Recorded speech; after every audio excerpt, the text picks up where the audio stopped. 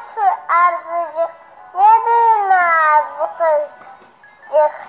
Arzu iki koyarım, yazsam seni oynarım. Yaz arzu, tut kalemi, sasırla kalemi. Sen yazarsın adını, ben yazarım adını.